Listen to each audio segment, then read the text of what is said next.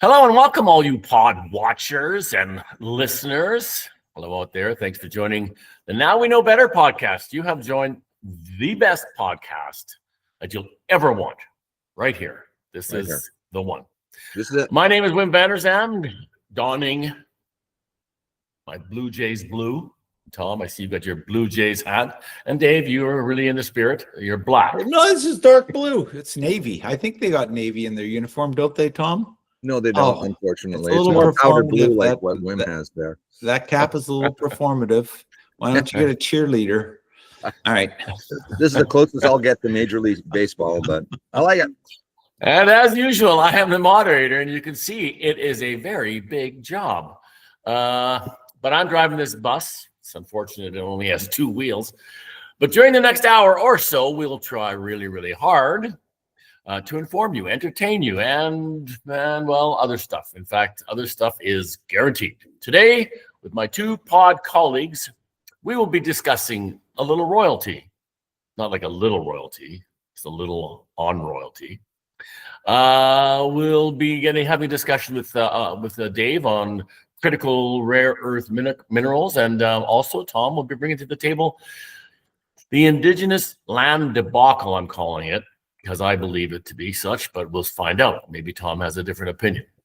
Anyway, there is also so much more, so hang around for the whole hour or so, probably longer, because Dave is going to be part of it.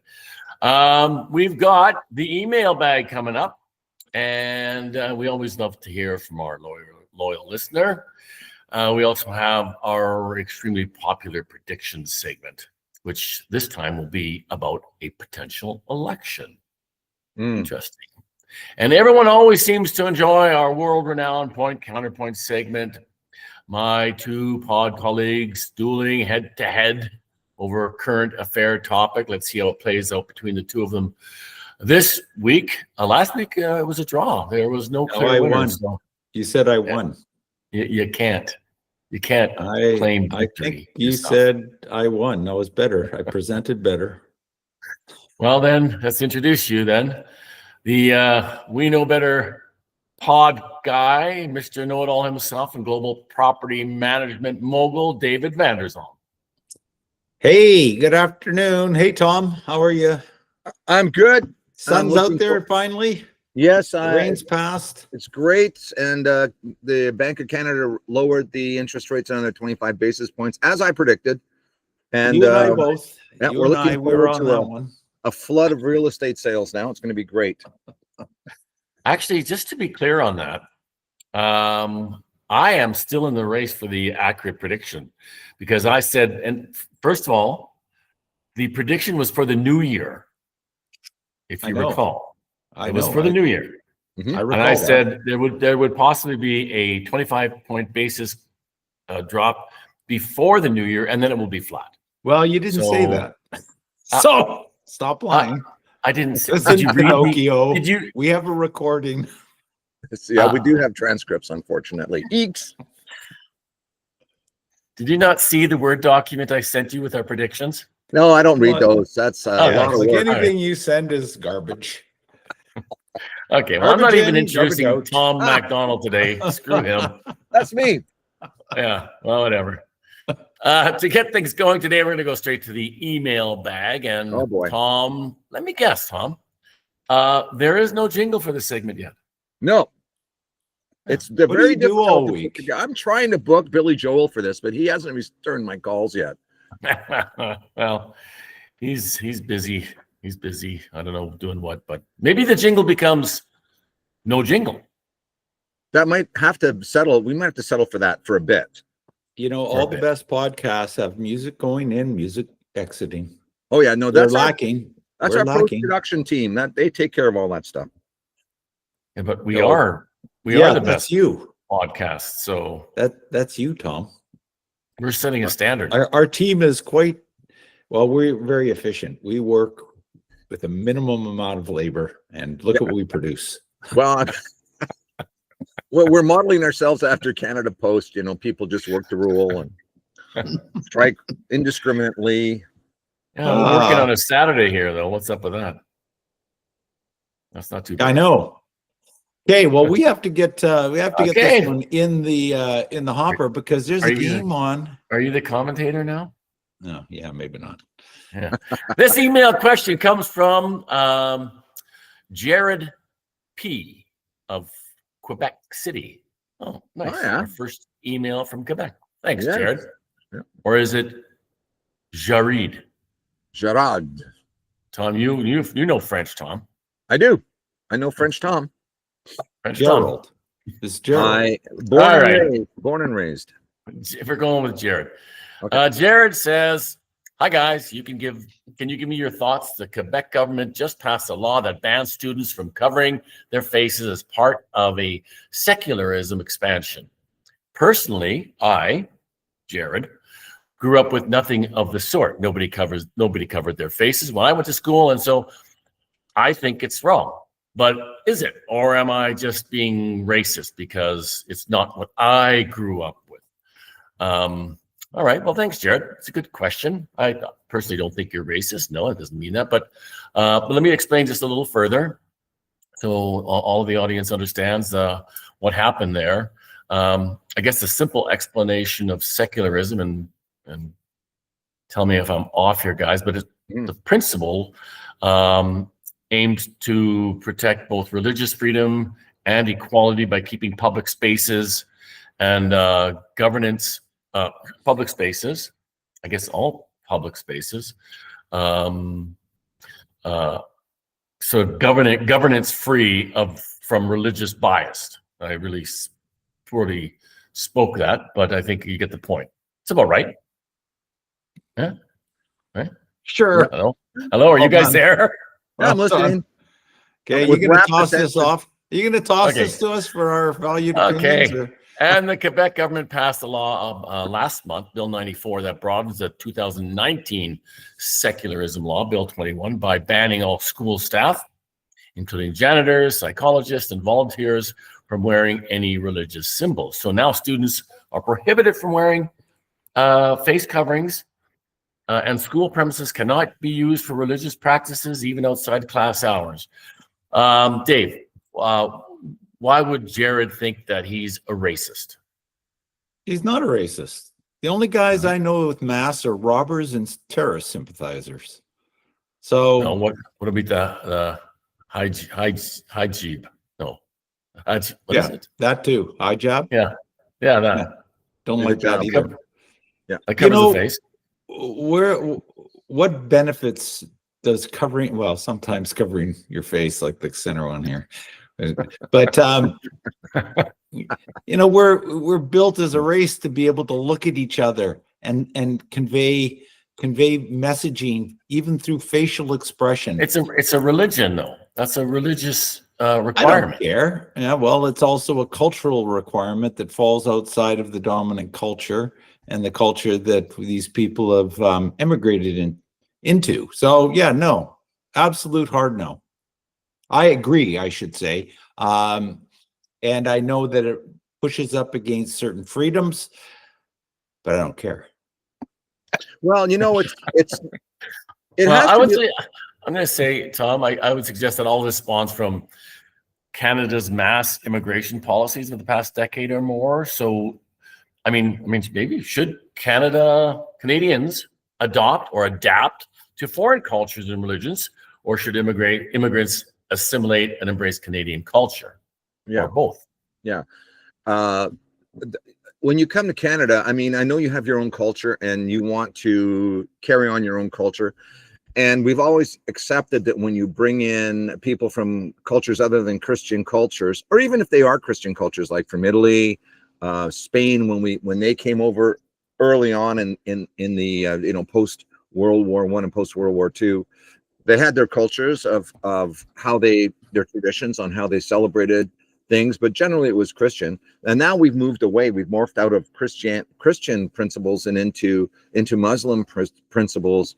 And oftentimes the Muslim principles have more physically outward expression of their religion and their religious values, which typically Christians don't. You can Not always, I know that, but typically you can walk down the street and you can't tell one Christian from another, or even one Christian from a Jew, unless they're, Orthodox Jews, ultra Orthodox Jews. They are different, but they're a small minority. And now you've got a different culture completely coming in here, and the mass onset of the culture has happened so quickly that there hasn't been a chance for a couple of generations to assimilate into the standard Christian values and principles that founded Canada. Therefore, it's causing this tension now that's happening. What Quebec is doing is trying to push back against that and saying, you can still be a Muslim, you can still practice Islam, that's not a problem.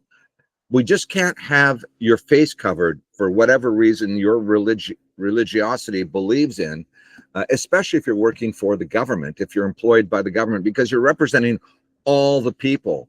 And so if you're representing all the people, but you are representing yourself as a religious outcropping of all the people, an outlier, if you will, that is going to influence or bias the way people interact with you, and we don't want that. So I'm trying to give the technical reasons to why this is not it is a good idea, and to the expression of religious symbolism is not a great idea, especially if you're in governmental positions like that.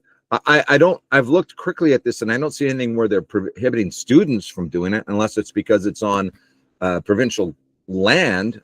So as far as I'm concerned, I'm for it as well, as long as it doesn't go over the line on religious expression. You're for that bill, is what you're saying. Yeah. Okay. Yeah, and more broadly, Tom, I mean, it's in the past, immigration was within countries with the same Western ethos. It was a Western culture, and yes, there were differences between all the different countries, and they had their unique cultural traditions, which, there's nothing wrong with that, and it's an expression of their uniqueness within the new society they've joined. But there was always a commonality at the most basic level. That's not what's occurring now with the immigration coming from the Middle East and Africa. And Africa, there's a lot of immigration from Somalia and Ethiopia occurring, and those cultures are quite different. And I guess on a real, if we were to get down to the nuts and bolts of it, is there's an obligation to adapt to the broader culture you are assimilating into, and you have to assimilate at a certain level. You can keep your traditions and some of your unique characteristics that are fundamental to your core values, but it has to operate within the broader context of what is acceptable in a Western society, and that's where we're seeing lots of friction. Well, I think on the public side, the government side, you can't be wearing religious symbolism all over you when you're supposed to be representing all of the civilian population. You're supposed to be representing and helping them, not just your particular religious sect or religious expression. And so you find that. Okay, so you find that I bet you this includes, I'll just digress a bit, I bet you this includes the symbolism of a Christian wearing a big giant cross across his RCMP uniform. I don't think you'll see, or is it allowed, and has been allowed, to wear a big cross outside of your uniform. You can wear a cross inside. Many people do. Our kids do, and they're in the military, but you can't wear it outside. And why can't you wear it outside? Because it's an expression of your religious values that you're foisting upon others. You're kind of forcing them to look at it, and it's creating a value system and a bias, good or bad, about that particular religious symbolism. So they're going the right way down the road. It's unfortunate the federal government hasn't taken this up. It's because it's ridiculous. Well, to steel man the argument a little bit for the other side, I mean, the Quebec legislature's chocked full of religious paraphernalia and Christian symbolism.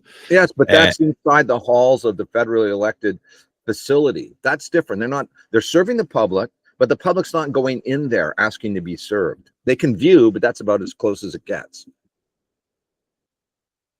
Perhaps, but it's the example is there's a little bit of hypocrisy when they're making rules that affect everyone, and those rules are, well, you know what, I go back to what I started with. I support it 100%. Well, look at a court. Okay, so let's say you are called into court because you're defending or you're prosecuting for whatever reason, and if you go into the courts, there may be some religious symbolism in the court somewhere. I don't know. I haven't been to court for a while. Wim's there pretty much every day defending himself. But they have a Bible. They have a Bible in there, don't they? Or have they done away with that?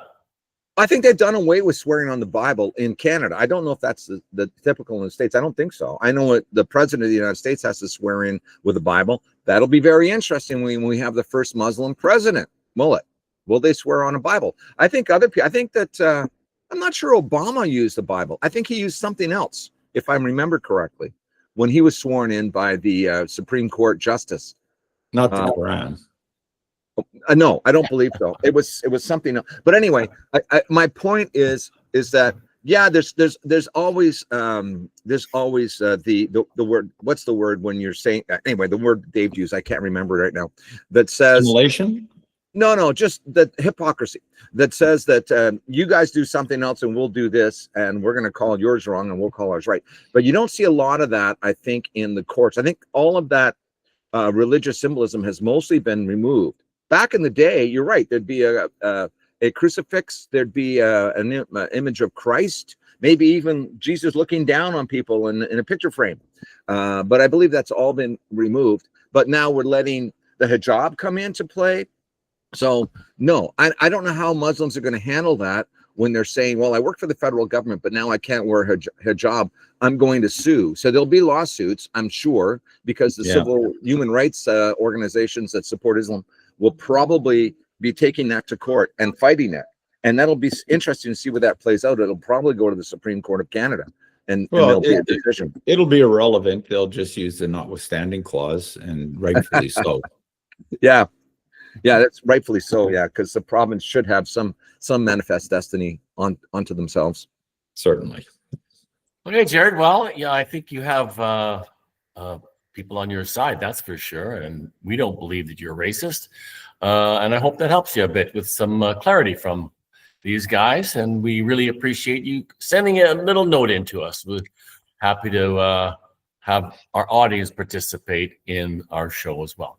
Mm-hmm. All righty, friends. Well, Tom's topic could be a little spicy. If that wasn't spicy, then this probably would be a little spicy. Today, Tom will be diving into the landmark legal decision that's reshaping the conversation around Indigenous land rights in British Columbia. In August 2025, the BC Supreme Court recognized the Cowichan tribe's Aboriginal title over significant stretch of land in Richmond, British Columbia, an area once home to their ancestral village, Tukwitinis. I don't think I'm saying that right whatsoever. This land is currently owned by homeowners and businesses. Now, this ruling doesn't just affirm historical presence, it challenges the foundations of land ownership, sparking debate amongst governments, municipalities, and private landholders. What does this mean for reconciliation, for property rights, and for the future of urban development in BC? Tom, can you unpack the legal, political, and cultural ripple effect in this case and explore maybe why it's being called one of the most consequential Indigenous title decisions in Canadian history? Well, it kind of crept up on us, didn't it? So you've all heard it. Maybe we should say it today. We acknowledge that we are on the traditional unceded territory of the Coquitlam tribe. And there's another one in this area. There's two or three. You hear that before public events, government functions, even like places like hockey games and baseball games. It just started back in the 90s, actually. And it started in Australia for the Indigenous people there to acknowledge that and here's a little bit of the etymology of it. It started because apparently back in the day, and this is all not in writing because most of the indigenous people didn't write. They mostly passed oral history on to each other's over generations and generations, which to me calls into question the total accuracy of it in the first place. Yeah, yeah. But the indigenous people in New Zealand, Dave, what are they called in Australia? I can't remember the actual. No, there's a specific name for them, the indigenous in Australia, and I just don't recall it. But one of our listeners will know. They can email us and let us know. Comment below. Yeah, and so what happened is the government listened to them, and they said, listen, this was when tribes back in the day, hundreds of years ago, would cross into another tribe's area or territory. They would acknowledge. They would either stop and acknowledge and respectfully ask if they could come in, and with the acknowledgement that this is not our tribe's territory, this is yours. So we're respecting your territorial claim, if you will, and then can we come in? Of course you can come in, or they would not, they would fight, or whatever the case would be. So it kind of started from there, and then it morphed slowly into the government and all federal places doing this as a normal statement of fact. So they're essentially, every time you say this, it's not, I mean, a lot of people say it's pretentious, it's virtue signaling, and it is, because a lot of it's reinforcing too. Yeah, that's the danger, because like UBC might say this and everybody goes, okay, whatever, and then the professors just move on and go about their day. Nobody really took it seriously, but somebody did take it seriously. The Cowichan tribe took this to court and said, well, listen, if you're admitting this is unceded territory, in other words, you haven't ceded it, we haven't given it up to you, we still believe that it's ours, let's find out what the courts have to say. And the courts went, you know what, it's yours. And the government of BC has 18 months to figure out how to get this land back to the Cowichan tribe. And so they wrote a letter to about 150 homeowners. Dear registered homeowner, you have a problem. This land is not really yours, and so you can maybe sell it. Good luck with that, but it belongs to the Cowichan tribe, and then a lot of it is in the city of Richmond as well. So that's why Richmond has a vested interest in combating this or taking it up to a higher level. Even the premier of British Columbia, David Eby, has spoken out against the Cowichan decision, saying at least a confusion and uncertainty about simple title, fee title. The Indians, the indigenous, they're wrongly labeled as Indians, and that's, I wish we could get away from that. I think we just call them indigenous. It makes sense. When the early discoverers, explorers found North America, they thought it was India, so they started calling the people that they saw Indians. Well, a big mistake, and it's never been corrected. But I actually did not know that. Yeah, that's interesting. Yeah, and so they've been called that as opposed to indigenous peoples. And the Cowichan tribe took this to court, and there's 18 months before they can figure this out, and they need to figure it out pretty quick. A lot of the homeowners are going, well, what are we supposed to do now? We bought this assuming it was fee simple, and that goes back to colonial days or back to Europe, right? Where if you bought a land, you were given title to it, and it was called a fee simple title, and you had to pay taxes on it and stuff, and they could still take it from you if it's called expropriation, if they needed it for a bigger reason. But essentially it was your land. You could do what you wanted within reason, and you could sell it to whoever you wanted within reason as well, within certain regulations. And so that was called a fee simple title. And now fee simple is called into question if there's a senior title claim by the Aboriginals or the indigenous, I guess, Aboriginals. That's the word I was thinking of for the Australian tribe. And so you've got the Aborigines. Yeah, the Aborigines, exactly. And so now it's not taking on a sentimental or acknowledgement that's symbolic. It's actually real, and people have to deal with it. And it's not in the States. It's mostly in Australia, New Zealand, and Canada is where it started. And that's where it runs today. And it's BC and I think New Brunswick. I'm not sure all of the provinces are dealing with this.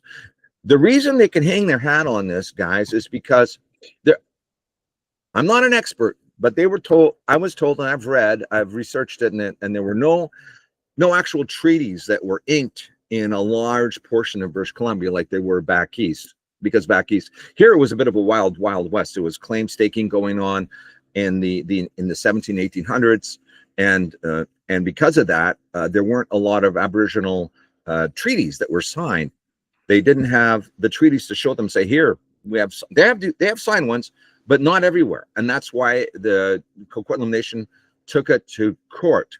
They're saying that they're not targeting private homeowners. It's all about righting historical wrongs and clarifying the title, not seizing the property, and they're accusing the province and the city of creating unnecessary panic.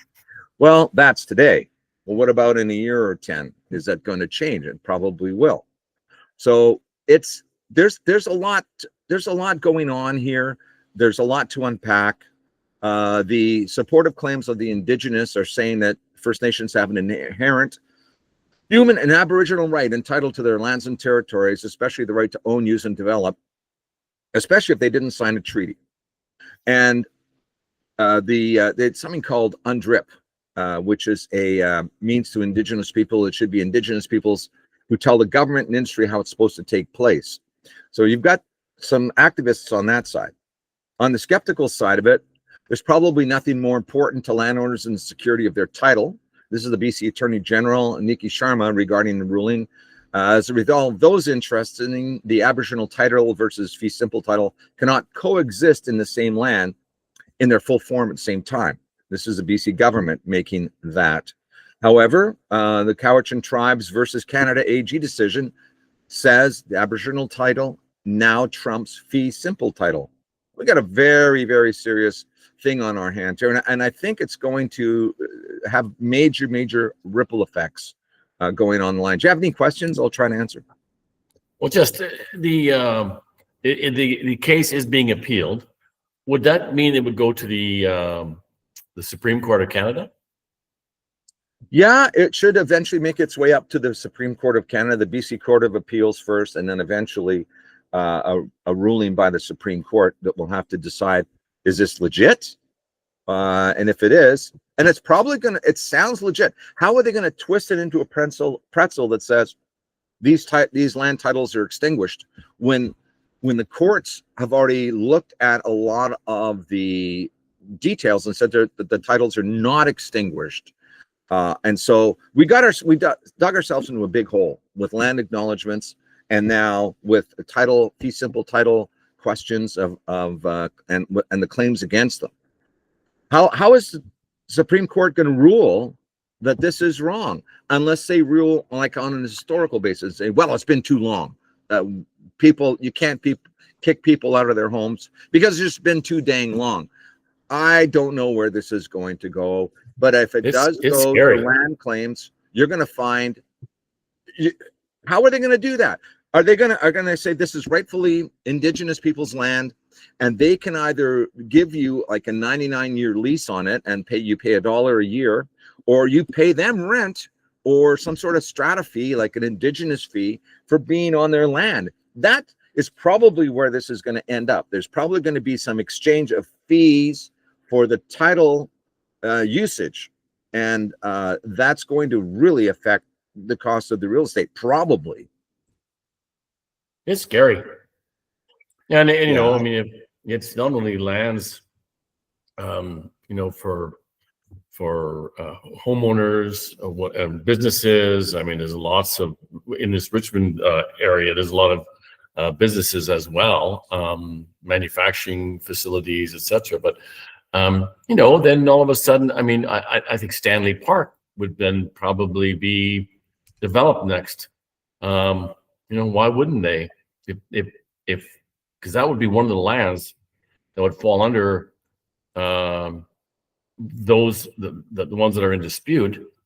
It is one of the. It's one of the. Is it the Squamish band that has territory? Squamish. Haida Gwaii? Yeah, I'm not sure. It doesn't matter. But it's just there's so much ripple effect that can occur and will scare people away from Canada, but any province that is dealing with this for sure. And the economic impact can be huge, particularly if people have to now start paying fees or lose title or maybe get there's a lot of ways you can slice it, but there's not going to be a win for unless you're Indigenous. Well, I think that this is going to push a hard. Finally, the governments, the senior governments, to make some hard decisions and define what exactly the rights of individual First Nations are, and they should be more aligned with municipal rights. They are definitely subservient to the senior levels of government. I personally believe there should be a means to extinguish Aboriginal title. This goes on forever? I don't think so. You should allow them the ability to mortgage their land and lose it. They will then be able to prosper economically or fail, like every other person or individual within our greater society. I have a real problem with this concept that their rights go on infinitum, whereas everyone else's diminish from generation to generation, or from within one's lifetime when they lose something of value and it's taken away. And you getting to the First Nations or what are they, to the first inhabitants? They were the first to cross the land bridge from Asia. What was that, 15,000 years ago? Well, we don't even know. I mean, that's a very excellent point, Dave. Someone was saying sarcastically or tongue-in-cheek that multiple generations ago, some grandmothers picked blackberries along the Fraser River. Therefore, this is all our land. It's ridiculous. And the courts go, yeah, you got a good point there. Yeah, they used the resources for sustenance, but they did not develop the lands they lived on. They were hunter-gatherers. And yeah, except there are certain tribes, mostly closer onto the coast, that did develop communal settings, but they were uniquely positioned to be able to take advantage of that. They had food resources that were such that they didn't have to migrate and search out sustenance. Correctly, but I mean, the infrastructure was still rudimentary. Oh yeah, of course, for the most part. You mentioned the land bridge, and we all, I think, acknowledge, anybody that studied that acknowledges that there was a land bridge a very, very long time ago, and a lot of the people from the Eastern Asian area that came across that, or what is known now, I guess, as Russia and northern China, would have come across and settled here. And so they were settlers as well. And we don't have enough proof right now to know if they settled over top of another people that were already here in North America before them. So where are their land titles, if they even exist? So it's how far back do you go when you say, well, it still belongs to another party that is not even here and not even necessarily well represented? We don't even know if the Cowichan tribe has the claim to it. Maybe they claimed it from another tribe that was. Well, they were a warrior tribe. From what I understand, the Cowichan tribe was quite a violent tribe that enslaved their captives, and were constantly looking for territorial acquisition. Allegedly. Yeah. Allegedly, beheading was part of the culture too. Well, I mean, this is all, the thing is, we really don't 100% know. There are some historical artifacts that can maybe be dredged up to support one particular argument or another. However, it goes without saying that most likely, in all likelihood, those tribes weren't the first tribes there. There were probably tribes before them, call them what you will, but they were probably peoples before them that got usurped by the people that then became there, that got usurped by the people that are now here. And we could get usurped, is what's still possible. So this kind of cycle of occupation and settlement has been going on for millennia. Doesn't that speak to the fact that the 125% of the province is under competing land claim? Yes. Yeah, there's your overlaps. It's more than the last land mass of the province. Yes, I know. That kind of goes toward what you're saying. Yeah, it reinforces that. I don't know where it goes, because unfortunately the Indian Act was repressive, and it was a sort of a goal to say, well, we took over your land. That's a little unfair, but it's the power of the gun. You guys didn't have a gun. We did. We had horses. You didn't. And so, and we had smallpox and you didn't. So you got wiped out virtually.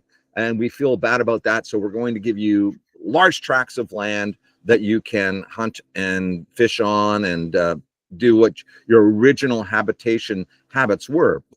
And so they did that in North America. That's in Canada and the United States. There's a state in America called Oklahoma.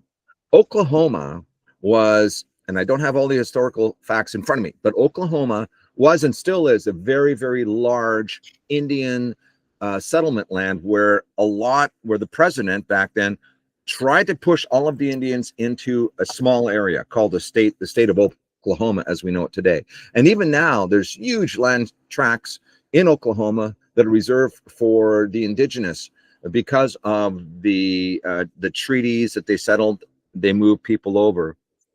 Then what they did is they said, okay, well, we're going to teach you Christian values. And that's where these Catholic schools came in with the concerns about abuse, mass abuse to the indigenous because of these Catholic Christian churches. And then they had billions of dollars pumped into the Indian Act to support the Indians, but it doesn't look like it's doing a lot. I mean, to some of them it has, but if you go just across the bridge in North Vancouver, and if you look at that huge undeveloped section of land just across the bridge, the Lionsgate Bridge, that's Indian land. I don't know, it's a Salish, Coast Salish, I'm not sure, but that is all just remains sort of rundown homes. And that's it. Those would otherwise be huge skyscrapers, and lots and lots of people, including indigenous and immigrants, would be living there. But that's not happening because that's reserved as a quote unquote Indian reservation. We haven't treated them well. There's no doubt about it. But where do we go from here, guys? Well, I think that's probably a question that no one has the answer to. I think it'd probably come down to this court decision, where that ends up. It goes to the Supreme Court. That's going to be interesting to see. I think we have to wait and see. I don't want to lose my house. I will be the first to say that. And I think that the way we've handled indigenous, with all of the money and the land and the attempting to transfer our values to them, was wrong-headed and done wrong. But that was by previous generations that came over here, and they screwed it up. They screwed it up. There's no doubt about it. Well, there has to be put some fencing around it, and there, I think all of us recognize that it will never be enough. There will never be enough reconciliation to satisfy the demands that will be put forth. That's human nature. Guess how much? Okay, federal funding. Guess how much federal funding to indigenous priorities have been given in 24-25 by the federal level? 30 billion. Yeah, it's 30, is it? 32 billion. That's what I've got. It's crazy. Yeah. I end result, like I say, will be determined at some point. But yeah, like you say, Dave, I think it's never enough. But I think what will happen is they'll make the claim. The claim is made. They have to negotiate something. The province will settle for every homeowner and business that owns property in any of those territories. There'll be probably there'll be an amount paid for either the land or for a lease or something and all British Columbians will pay. So it won't just end up being. I don't think it makes it that far. I think the pushback will be too great. I think there will be a handful, more than a handful, that won't accept expropriation, that will make this into a bigger issue than just a small regional dispute. This is probably large enough to cause a fresh look at how we deal with the whole concept of Aboriginal title and the rights that go with it. You know, it's interesting. There's $32 billion in federal funding this year alone, 24-25. There's approximately 1.8 million Indigenous. I don't know exactly how you qualify an Indigenous. Is it full, half, quarter? There's a cut off there. But if we go for 1.8 million, that's $17,800 per person. Per person. It's not going. Clearly, it's not going to them because it's an industry. But that's every year, and it's been going on for years. How do we stop this madness? It's to give them the ability to self-govern, or at least integrate properly, where they're not living in squalor and we're still spending $32 billion a year for them to have no running water and squalor living conditions. Yeah, good question. Well, and they don't pay tax either, which is accountability. Yes, and no tax is paid. Well, wait a sec. That's not totally true. That's only if you're on a reservation and you're full blood or mostly pure. If you're living off reservation, you're paying taxes. Well, sure, but on reservation, you're not. I understood that differently, but anyway, maybe that's old. Sorry, Dave. No, I think you basically covered it. There's lots of advantages. There has been wrongs in the past. I think it's overblown, the degree to which the previous governments repressed these First Nations. But you can't live in the past forever. And, strong people take it upon themselves to better themselves. And there's just too much of this victimhood that you find in how lots of these groups deal with government. Yeah, well, just to clarify, Wim, it's full status Indian, a word I don't like, but full status Indigenous, if you will, on reservation, don't pay taxes. But if you're off res, you're paying federal and provincial taxes and whatnot. Now, education might be a different story. I think if you can prove your status, or you have an Indian status card, you can get subsidized education. Post-secondary. That's for sure. Yeah. All right. Dave went over time last week, and Tom went over time this week. But that's my responsibility to keep you guys in line. You're irresponsible. But it's an interesting topic and a scary topic with what could be major consequences. Okay, moving on. Thanks, Tom. Yeah, okay, listener, we at the Now We Know Better podcast. It's a mouthful, boy, I tell you. Now we know better. We believe we're pretty smart. Our mothers actually told us so. Oh, very smart. We are. We really are. Whatever the case, we do like to make predictions. We'll have to maybe make it quickly this week, but it seems to be hard with us. But this week's prediction relates to the Canadian federal government. So we'll grab our crystal balls and you can go dust off your campaign lawn signs because, hey, it's time for our predictions. This week, the Canadian federal budget is being tabled in Parliament, and let's just say it's walking a political tightrope with no safety net. If this budget flops harder than a moose on roller skates, we could be heading straight to a Canadian federal election. You heard me right. And so the big question is, will there be a non-confidence motion, and will the Canadian Liberal government be mandated to call an election? Dave, Tom, and myself will each predict a date, whether it's based on a non-confidence motion or not, which a non-confidence motion would mean election has to be called, and it has to, I think, within 6 months be held. Is that correct? I believe so. I'm not Let's sure dive about into the the 6 part, but yeah. Let's dive into the tea leaves, polling numbers, and political drama to make our best guess.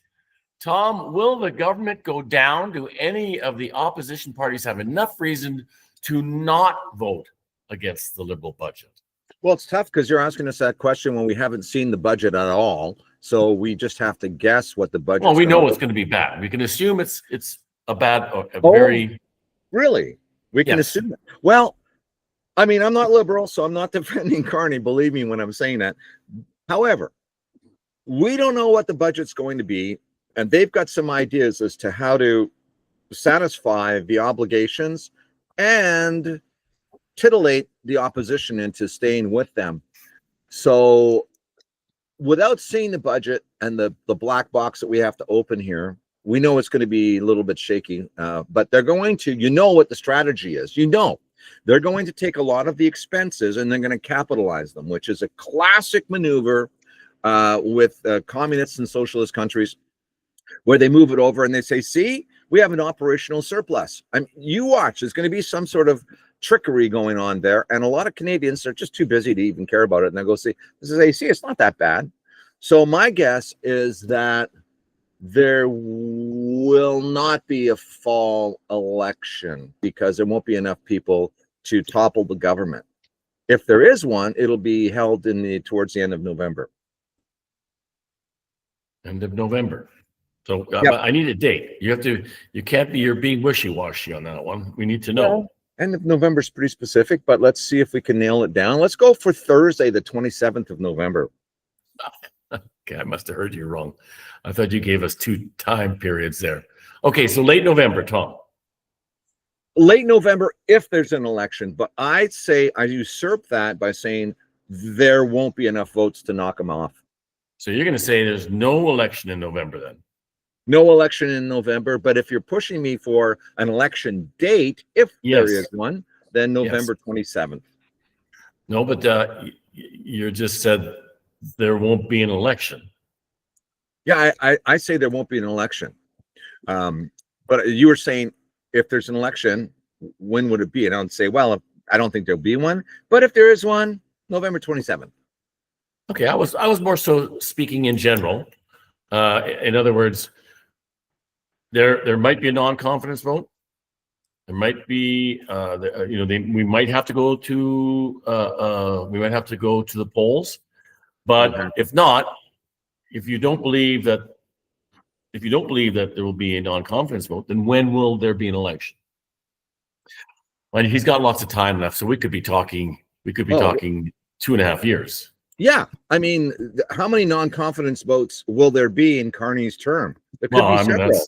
Okay, well, the budget, if a budget's presented, it's a confidence vote. Yeah, automatically. There is no ifs, ands, or buts. Fair enough. So if they're presenting a budget this week, there's going to be a confidence vote that will either see the government fall or the government survive. My prediction is the government will survive a confidence vote. There'll be a lot of grandstanding going on. The opposition parties will all align against the government. But as I alluded to in our chat previous, there will be a couple members from either the Conservative and or the NDP. I'm not so sure about the Bloc, who will be ill on the day of the vote and be absent, and thus giving the governing Liberal Party the needed votes to carry the budget motion. And everyone of which saves they're face. 3 shy. Of which they're 3 shy, so it would take almost nothing for that to occur. You could even have it occur naturally with, out of the size of how many parliamentarians are actually sitting. The chances are there's going to be a few that are ill and maybe a few that are very ill. So I don't think you can physically schedule an election by the end of November, because I think the minimum number of days for allotted to campaign or an 60. election. Yeah, it's larger. I don't know if it's 60, Wim. I think there's the limits at each end, with the minimum being like 30, 40 days and the upper end being around 60.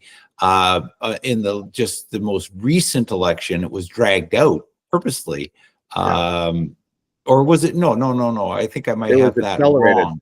It was accelerated, so it was a very shortened time frame to allow for the government to have the best shot at getting reelected.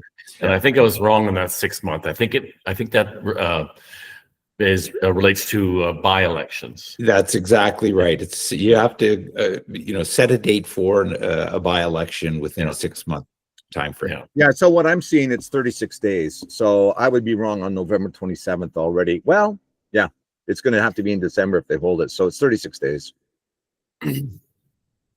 All right. So if you're saying November, then you're saying there will be a confidence vote, or the government will fall. Sorry, there'll be a confidence vote anyway. Yeah, I'm saying that the government won't fall. They will not fall. So how can there be election in November then? Well, there won't be one. I just thought you were asking me for a date. If You're really mashing this up. Like it's nice job, Camilla. Okay. Try I'm going to say against the middle. I'm going to say that the government does fall. I think there's enough pressure that there will be we will be seeing ourselves go to the polls in November. So I'm going to say it's 34 days. Tom, you said it says 37 on a federal election 37? Is what I'm reading. So if that's the case, I'm going to say early December. Early December. Yeah, let's say December. I'm going to say December the 7th. So what do you guys think?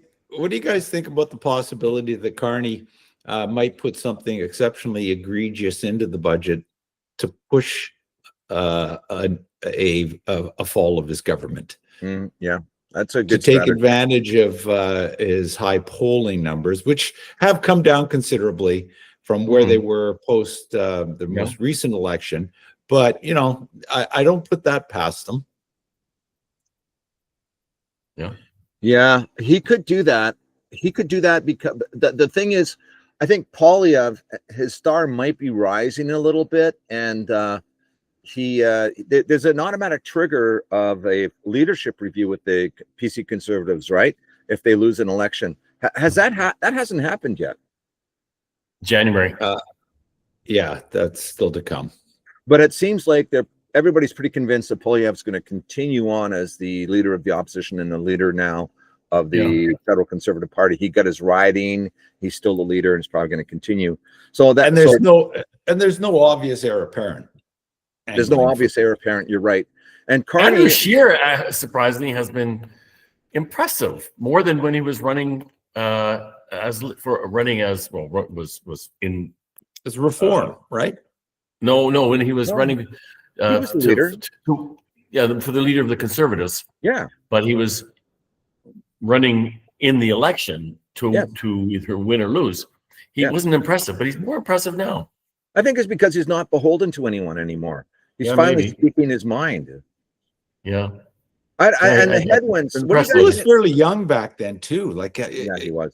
Because he still looks like he's not one of these aged politicians. Like he's still in the meatiest part of the governing curve as far as being of the right age. He looks like a cherub. He's got those pink little cheeks, those little red rosy cheeks. Looks like he just came off an ODR. Okay, Dave, you didn't give me a date. Give him a date. A date for what? An election? What have we been talking about? Well, I don't think there'll be an election. So why would I give you a date? Then I want a date.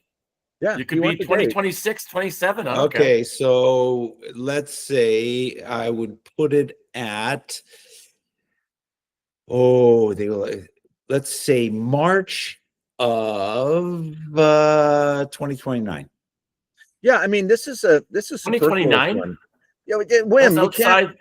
It can't be 2029. Right, well, it's a 4-year term. So 2028 then, if it falls inside of the 4-year parameter, it will be just short of a 4-year mandate. So they're and elected in, Okay. Yeah, Yeah. I'm not giving a date because that's just too far out. That's ridiculous. 2029 works. That's 4 years. Yeah. They're April of Well, 2025. they're 9 months in. Yeah, okay. Well, it still doesn't, this math still works, Will. Yep. Go forward 4 years from April 2025. He needs work. He needs work. There's no doubt about it. Yes. You're composting before our eyes. Oh boy, Well, this I is tell going you, on we too should predict a federal election when it's a little closer. I mean, to Yes. predict that way out. Yes. This Well, should have it been a could simple, be in a will month, there be? Tom. Yeah. Will they fall or won't they? That's what we want to know. If they That's fall, what we then- will Yeah. certainly Okay. know in a week or so. But Dave, give a prediction. What's more fun is give a prediction if they fall. Give us an actual day in December because we can't use November now. It's past. Give us a day in December when the federal election will be held and voters will be going to the polls. No, I don't want to. All right. With that, I am moving on.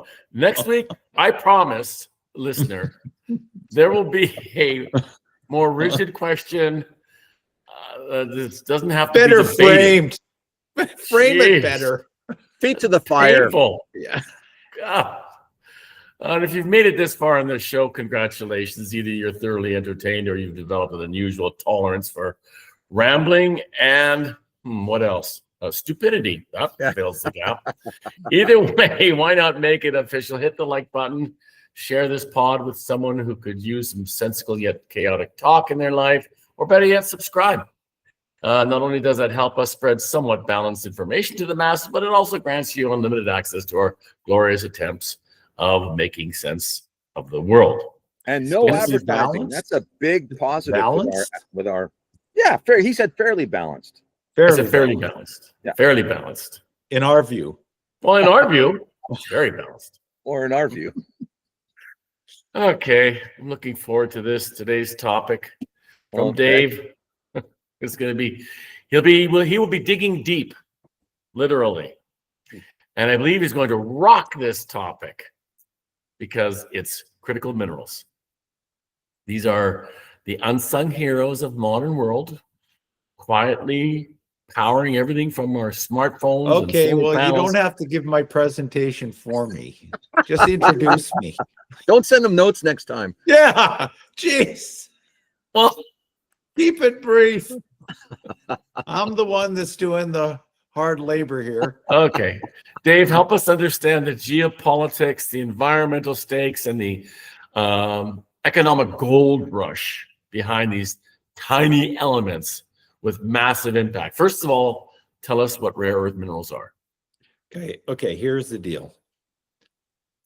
I always, you always hear these terms thrown around. Critical minerals or, rare earth minerals. Kind of, you think the same thing, and they're almost ubiquitous. It's very important to our economy, for our future economy. Rare earth minerals are going to be a key player. And I thought, okay, well, let's dig into this a little bit. And there is a difference. Critical minerals are essentially any mineral that is important to either your economic well-being or your country's security. And that could be a copper. It doesn't have to be a scarce mineral per se. It's anything that is important to the function of your economy or your security.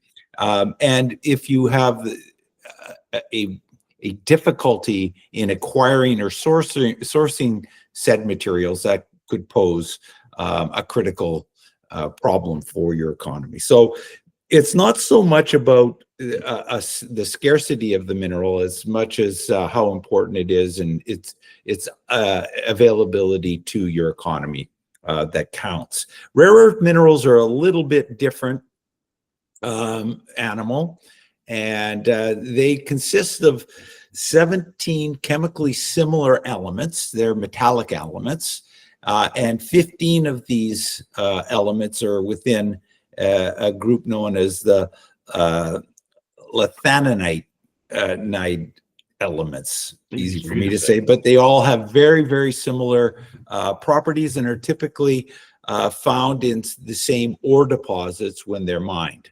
They are really not truly rare. They're much more common than you might think. What is problematic is they are not concentrated so much, so their availability is somewhat hampered as being non-economic as far as accessing the deposits. And due to the fact that they are so similar, they are often found together, but they're very tightly held together, and they're very difficult to separate. And the processes of separating, where they use solvents, is quite dirty and environmentally damaging. It's a process that hasn't changed much in 40 years, and only now are we getting to a more advanced state of processing these minerals. And the rare earth minerals are, their true value lies in either their magnetic, their electric, or their photophosphorescent properties, which are used in many different products in a modern economy. They're often referred to as a vitamin of the modern economy or industry, in that they allow for many products to be miniaturized. There's more efficiency and performance when you are able to produce products using these more advanced materials. When we talk about a transition to a new greener economy, we are really talking about transitions that involve the use of rare earth minerals. There are key components in electric vehicles, and in the making of wind turbines. These massive wind turbines that convert the wind energy into electrical energy. Even solar panels, they're critical for. Probably the most important single item is the production of high strength permanent magnets, and that is found in specifically in EV cars and in these wind turbines. And what these types of magnets allow for is the miniaturization of electric motors, where for the same output, the size of the electric motor is much smaller than the comparable AC inducted motor. These permanent magnet motors have an inherent magnetic field, which means that when you introduce power to them, they don't have to create a magnetic field to generate the necessary energy. There's no energy lost in creating that field, and there's no energy lost from the extra heat that the typical AC induction motor creates. So they're more efficient by typically 80-90% efficiency compared to a more common electric motor, which is like 80% efficiency, and it doesn't operate efficiently over a large range. I'm going to share a screen with you. And this image, you see, there's an image. The motor on the left is out of a Tesla 3. That's the electric motor that drives the rear wheels of the Tesla. And that to the right is a typical AC induction motor that has a similar output. So that's quite a different size that we're looking at here. Now, am I able to scroll down? They actually had, no, I'm not able to. You can see the internal workings of the motor, where the permanent magnets are located, as compared to what the typical electric motor would be. So that miniaturization makes for a smaller, more efficient, more powerful engine or motor that will allow for greater range of the vehicle when it's installed, in this case, in an electric motor. I will now try, Tom, to close out that window. You can do it. I don't know. I don't see. You got this thing. No, there's got to be. There we There must be something we don't know, because we're There's a lot of hearing. things we don't know. Well, yeah, that's for sure. Negotiations, like with President Trump and Ukraine, to get access to their rare earth minerals, and other. I know other deals are being made by different countries with each other. So, why all of a sudden? Why all of a sudden what?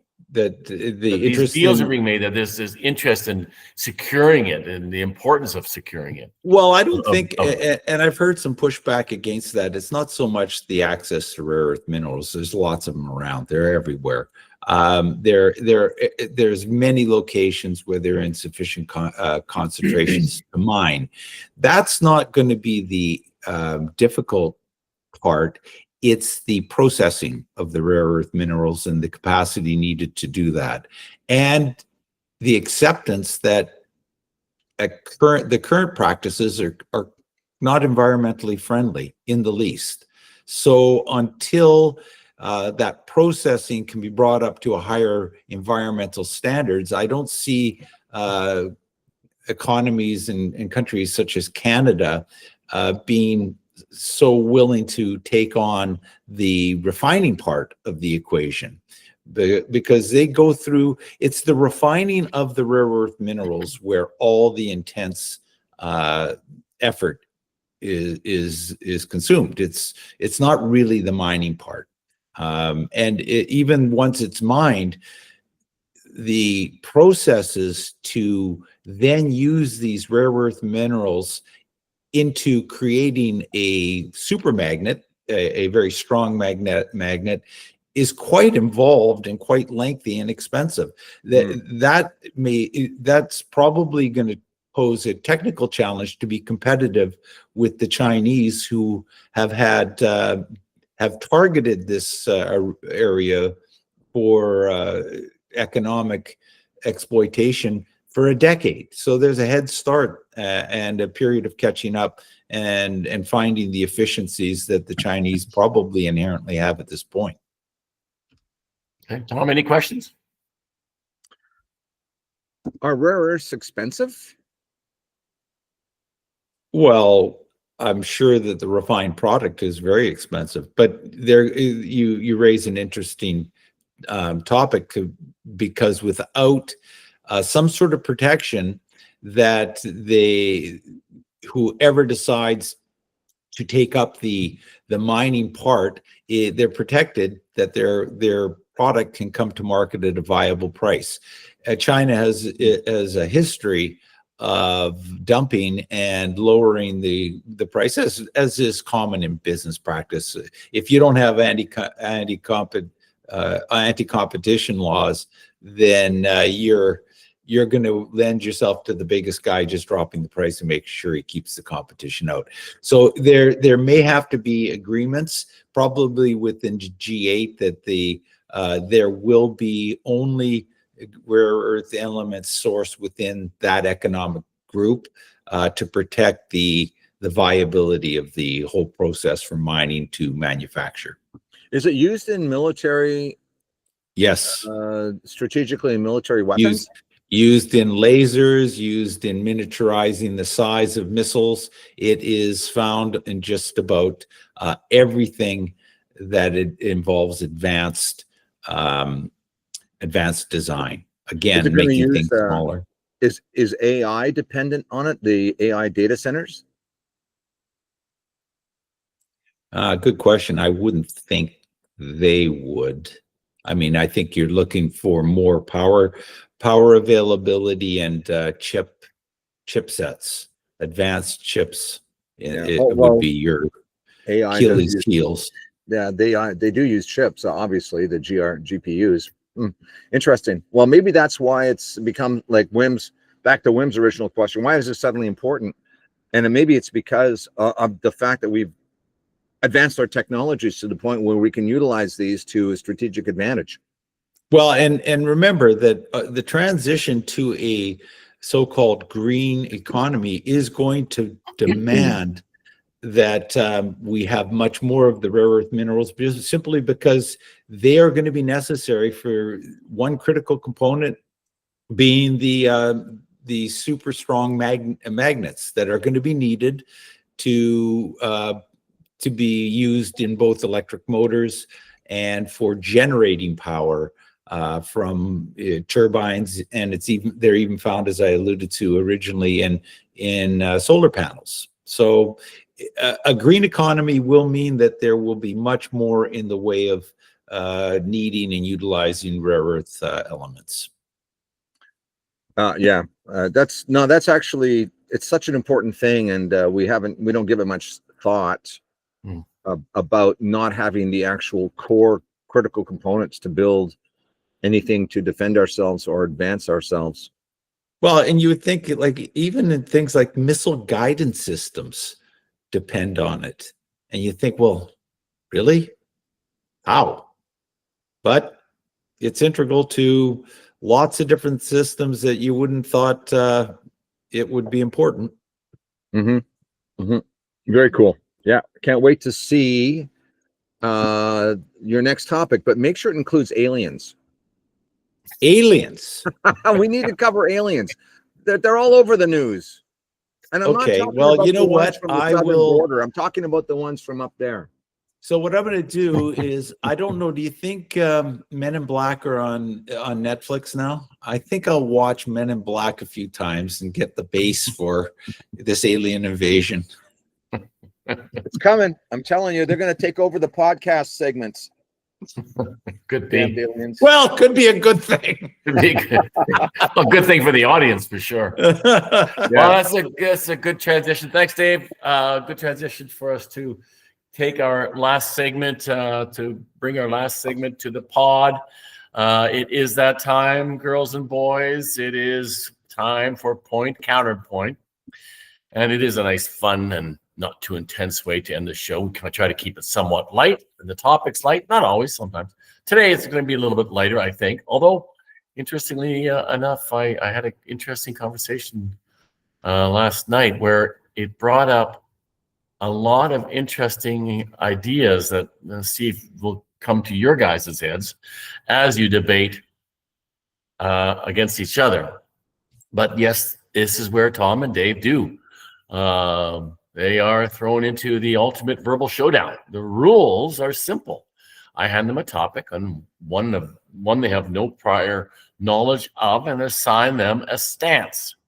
And like it or not, like their stance or not, whatever they're appointed, they must fiercely defend their given side, putting their debate skills to the test. Their mission: argue with passion, conviction, and just the right amount of theatrical outrage, all in the pursuit of the coveted prize, which there is no coveted prize. All right. We always get tricked by that, Dave. Yes, you do. Well, he promises something, but he never delivers. Leaves us hanging. You fall for it week after week. Scary. You would think we now know better, but apparently we don't. No, evidently not. No, you don't live up to our name. No. Here is the topic. Are you two ready? Yes, we are ready. I'm ready. Ready. Okay, today we're tackling a royal conundrum. If someone was born into royalty, like Prince Andrew, should that title ever be allowed to be taken away? Is nobility a lifelong entitlement no matter what the headlines? Or should the monarchy have a moral off-ramp when things go off the rails? One side says tradition is sacred, birthright is birthright. The other says accountability should reign supreme, even in palaces. So, Tom, you often act like a princess, so you'll be you'll be arguing in favor of a royal is a royal is a royal. It should never be stripped from their birthright. And Dave, you're more of a commoner, so you believe in actions speak louder than birthright appointments. And Tom, I'd like you to kick it off today.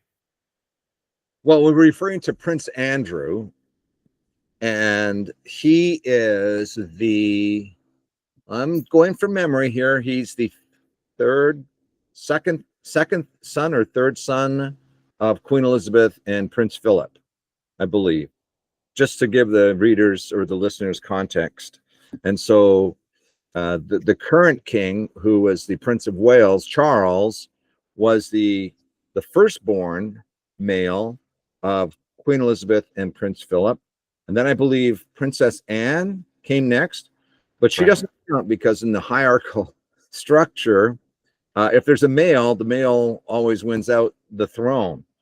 Interesting concept. And I think Andrew was third. I'm not sure, but I believe he was. So that's where he was. So he was playing second fiddle, third fiddle, but he was given the title of prince because of that.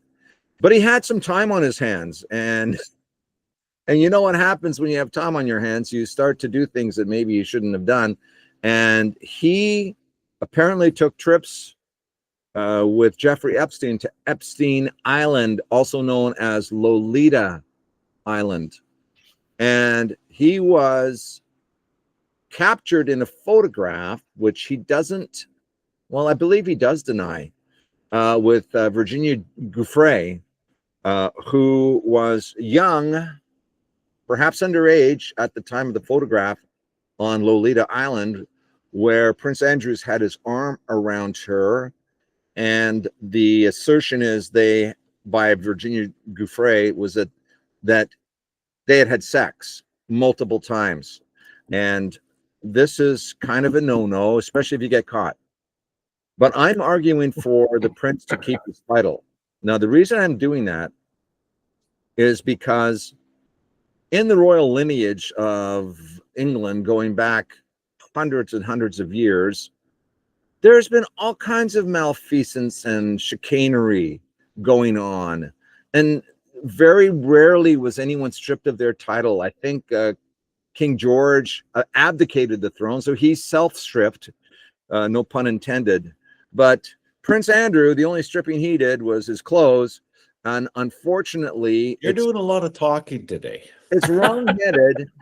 It's wrong-headed for the king, his brother, to strip him of his title just to virtue signal, which is exactly what this is. Hey, where's the timer? This is going to go on forever. It's right back to wokeism. And this is why it has to stop. He needs to remain the prince with no duties. There you go. That took a while. I had to set the stage. You know, Will, we have to have that a was timer. well. You have to have a timer. We got a history lesson there. That's about it. That was his best effort. Okay, well, you know what? Well, you cut me off. I mean, I could go on. There needs to be some pruning done to that tree. It's just it's been a historical embarrassment. I mean, I would argue that I would do it for empathetic reasons. You know, half these people don't want to be part of that clan. It's like a death sentence. You're obligated to a lifetime of civil service. To who? To that big mass of people out there. They can't be their own people. They have to be these royals. So I think if throwing half of them out, half of those would be happy to be thrown out, for one thing. And you know what? We need some mechanism to get rid of the misfits. Like there's misfits in every family. And, you know, with the misfits in most families, they just are ignored and shuffled to the side, not invited to parties. With a royal, they have obligations. So, no, if you can formally get rid of the dead wood, the underperformers, all the better. And it would be fiscally more responsible. You know what it costs? you know, this Andrew was sitting rent free in a 20-something thousand square foot cottage on a royal property, not paying his way. Plus, he's 11 getting a rooms. royal allowance that, you know, he Partly hardly true. deserved. I mean, he I did think throw a you couple make of him million live down. off his 22,000 pound military pension and then say, if that's not enough, find another way. He thought of himself as a gigolo. Why not make some money at it? I don't disagree about the shelter, for heaven's sakes. I mean, he lives in an 11-room mansion, and the Prince of Wales and his wife live in a 4-bedroom cottage right now, you know, and he's going to be the king one day. So I get the discrepancy there. Oh yeah, no, absolutely. Look at, you know, Prince Harry. He's a happy camper. He's not a happy camper. He's saw him at the miserable. baseball game. He had the Dodgers cap on. He couldn't Can have you been more imagine living joyous with that looking. witch, You know, Meghan and Markle? I'll end my argument with probably the most salacious and important part of it all. It's good tabloid material. Every time you ditch one of these misfits, it makes for good headlines, good stories. Okay, Dave, so what happens if Prince Andrew has children? Are they stripped of royal lineage because their dad couldn't keep it in his pants? Sure, why not? Well, that sounds very, very unwoke. Well, okay, I mean, question for you, Dave. So as we all agree, there's been a lot of probably royal misfits and shenanigans in probably a bad way for centuries. For centuries. So the royalty that we have now, our lineage of what is from maybe some really bad people, bad royals. So they wouldn't be there today if you just took out all those people who you want to suggest have done wrong. No, listen. The original royals were the strong people. They were the conquerors. They were the ones that demonstrated the ability to govern people, to motivate people. And I think we should try, and we may have to bring AI into this, Tom. We have to institute a system where we can have some fighting, some combat between different groups to overthrow the family who might be on the throne right now. Like, why should they be on it? It's like the land claim debates. Oh, that family is forever. No, there has to be a system. There has to be a system to get the damn families turned over. Dave is trying to layer meritocracy on royal lineage. They're completely separate things. Being a royal has nothing to do with how good you are or meritocracy. You know what? You give me 6 months on the job, I'll have it done. Me and Trump can, you know, he can solve the crisis in the Middle East and end the war in the European subcontinent. I can deal with this. This is easy peasy. Matter of fact, I'd start with the Dutch lineage. Are we royalty, Wim, by any chance? Yeah. Do you know? We are. Yeah, I think I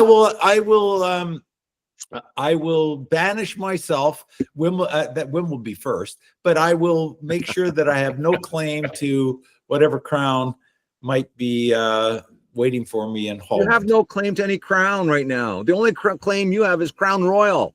No, how do you know I don't have a claim? Wim just told you that we're part of royalty, Dutch royalty. I say Prince Andrew remains a prince for the obvious reasons that he's part of the royal lineage. No duties, maybe throw him in a 4-bedroom flat somewhere in central London, and he can make his money through TED Talks. Yeah, well, your argument's going to die like annual and first frost, Wim. I think it's obvious that it can't stand up to my logical, well-reasoned rebuttals. Well, you know, this is a tough one again. Last week was a tough one. Yeah, you better not go with Ty. You say Ty again, there's going to be a fight. Know, although I don't necessarily agree with Tom, I like his argument. It's a good argument. And I think the way he puts it is, we're going to have to do away with this segment. If I can never win, if you set it up so that I never win, and even when I present the better arguments, you don't crown me the winner. You've won I won. before. Oh no, Yeah, I won back this one. in 2021, You've won you before. won. You've won before. I didn't see you can't win. recall. I can't recall. Of course I'm you going to can. say by a hair, I like Tom. I like what he offered. I want Tom's hands to be visible when we're given the topic, because I don't. He's typing questions in to Chat GPT or Gemini or What is Chat some GPT? I don't sort even of. know what that is. Oh yeah, you don't know No what idea. it is. What's he talking about? Jesus. Oh, well, okay. There you have it. Thanks all of you for listening and watching. And kindly hit that like button. Share it with somebody. That's a great. Share our pod with somebody you know. That helps us out a lot. Or better yet, you can subscribe. Subscribing is free. You just have to subscribe. Not a big deal. Just go right No down advertising. We don't advertise. No advertising. No, you get pure, unedited, Pure. bullshit. Not yet. Solid. Not yet. But we do need advertisers in the future. So be prepared, people. Free for now. You know, Free for now. I get frustrated with all the advertisements. I listen to Ben Shapiro, but now it's like 15 minutes of advertising on a 60-second podcast. I'm losing interest. That's what I dream of. I'm losing interest. That's what I dream of. He's rich. We're going to be rich. So first we hook them. First we hook them with our lively discussions. Yes. And then they'll look forward and really, we have to find that point. I think if our podcast is an hour-ish, we can't go over 12 minutes of advertising, Wim. I don't think we can do that. I'm going to have to edit this portion out for sure. Oh, okay. Well, good fun. Until next time, ad-free. Ad-free. For David Vanderzam, Tom MacDonald, and myself, Wim Vanderzam. We will see you next time on the We Now Know Better. We podcast. now we know better. Now we know better. Go Blue Jays. Go Blue Jays. Go Jays. Go Blue Jays. So long, everyone.